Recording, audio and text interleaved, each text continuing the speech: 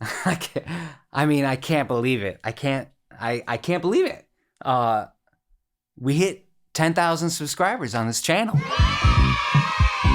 Very blunt, right up front. My mind is almost always in the present and looking forward.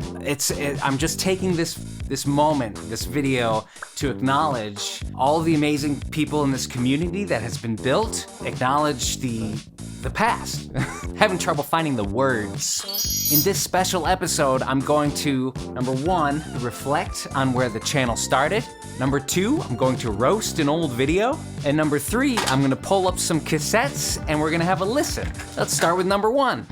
I'm gonna be as brief as possible because I don't wanna be boring. Back in 2019, I was getting more and more into recording in general. We co-rented at a studio space in Greenpoint. You've seen that on the channel, David Rosenblatt's space, the Pencil Factory. We were really getting into the weeds of recording techniques, especially miking drums. As we were learning more, people like Sylvia Massey and her approach to recording creatively was starting to really get on my mind. I saw her doing videos where she would use one of these crappy cassette recorders as basically a drum bus. It's just an old cassette deck. Knowing that I was getting more into these alternate techniques, I acquired this Tascam Porta 2 and this TIAC A2340 reel-to-reel machine at the end of 2019. Life was still very busy. It was a grind. I did start to try to use the Porta Studio. Immediately I felt connected with it by getting off the computer. The vibes were instantaneous. In fact, the very first thing that I recorded on it is still up on the channel. It's this little track.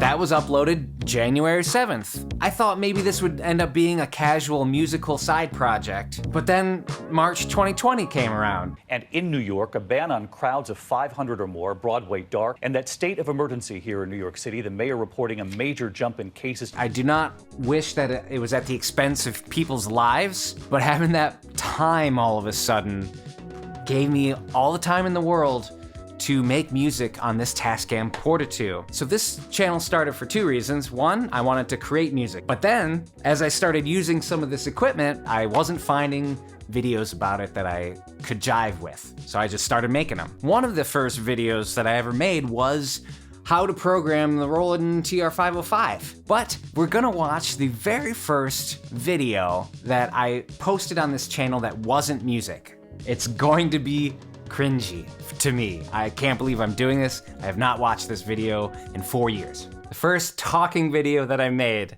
was right here. It's got 680 views. Electronic hand clap, history and fun. line, made on tape in capital letters. Check out that thumbnail, first of all. Look how nice and dark it is. I didn't really know anything about lighting or how camera sensitivity worked. First of all, yes, I still use a version of this, but look at that. It says made on tape, sounds of the home recording studio. Real catchy, Chris, real catchy. That's what I called it. We are recording this on tape, because we are. Oh my God, I totally forgot. These first videos, I had so much time on my hands. Not only was I talking with an SM58 through the Porta Studio, I recorded my dialogue onto the tape machine. I started to realize what a nightmare it is to then play the tape back into a DAW and line that up with the video. Wow, I was really committed to doing this on tape, and that's a bad idea. That's a very bad idea. I'm glad I don't do that anymore. Person, made on tape person.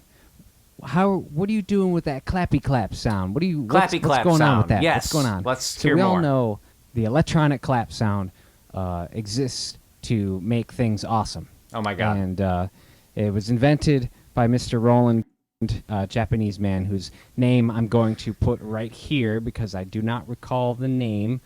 I had no camera presence. I still have a really poor camera presence. I didn't edit my dialogue. Partly, I think I was going for like an purposefully awkward vibe. Hi, I'm Dr. Steve Brill. Welcome back to Chunk It Out. I'm not a good enough performer for that to translate. It's a lot of my personalities in here. I would say the made on tape of here, 2024, you see me distilled. This old made on tape man talks more like the real me. The Roland machines. I blah, blah, use blah, blah, a blah, Roland TR-505 on these tracks, and it is a weird, hard to use Way too long of an intro. Let's skip ahead to clap demo. clap sound on this Roland TR-505. Nice. Gotcha, right? Huh, huh, huh, huh, huh. You could do that all day until your little finger runs out. Until your little finger runs out. Yeah, that makes a whole lot of sense. Pretty raw, unedited. Let's go forward. I think I start adding effects. Yeah, very good. Oh, I'm in a canyon, eh? I'm clapping in a canyon. Because it's a canyon reverb. I just want to skip. This is hard to watch. I'm not going to watch this whole thing. What are we doing here? All right, let's skip forward. Yeah. Oh. I do love this effect also. I forgot. There we go.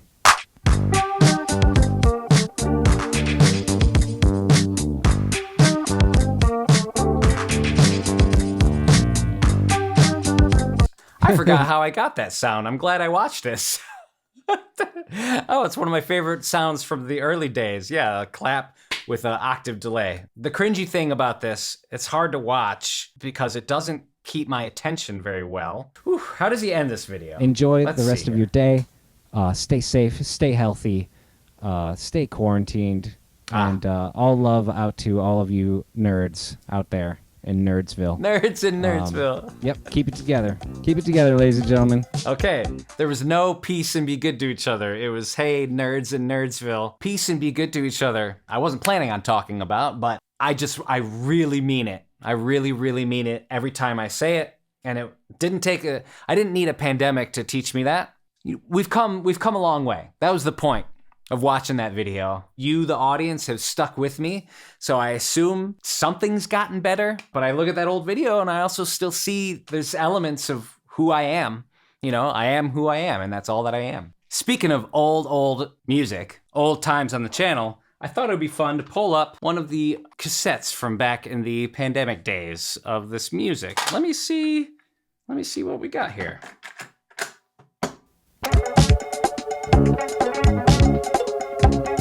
These old cassettes were recorded before the machine was repaired, so there's definitely some speed discrepancy. But on this track, which is called Stop This, I recorded bass, guitar, and drum machine, and then I did an internal bounce. I didn't use any external bouncing at all. And so those are all sub-mixed down to here. Yeah. So, the cool thing about this sub-mixing is it trains your ears. Like, that's not a bad mix of the drums, the bass, and the guitar. And then we bring in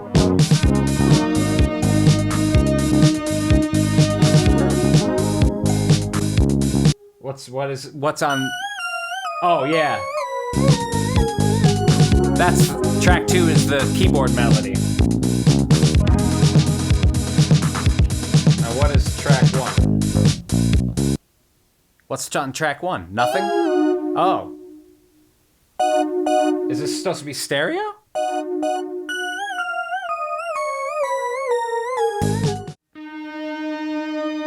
Ah. That is an Ebo guitar, definitely.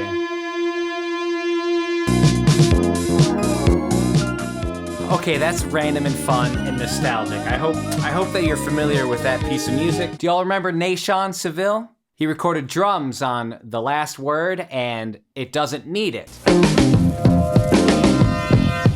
This cassette is full of his drumming from that same day. There's a lot more music here, people.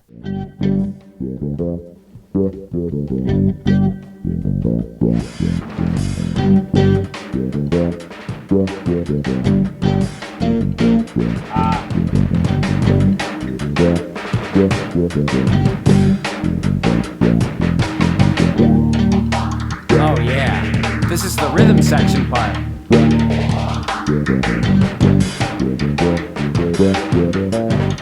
This now comes from an era where I would fill up a track, and this is still how I make music. all 4, then I mix that down to we call it a 2-bus, a 2-track stereo. I'll either do it to the reel-to-reel or I'll do it to a DAW. And then if the music needs more, like this one does, I take that and I bring it back. But you've now committed to that stereo bus. It's called external bouncing. It's fun. I think I want to play something that Nashon did. Woo! What is this? I don't remember this. Yeah. Oh, I'm definitely gonna do something with this. Would you guys like to hear a made on tape track built from this? Woo!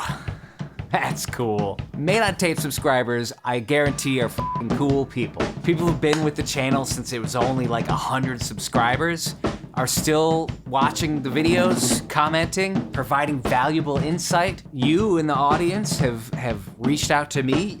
An audience member fixed my Porta Studio. The thing that brings me the most joy and endless capacity to go forward is the knowledge that what I'm doing inspires that one person to create something. I'm stoked that you guys are on this journey with me. I'm stoked to continue.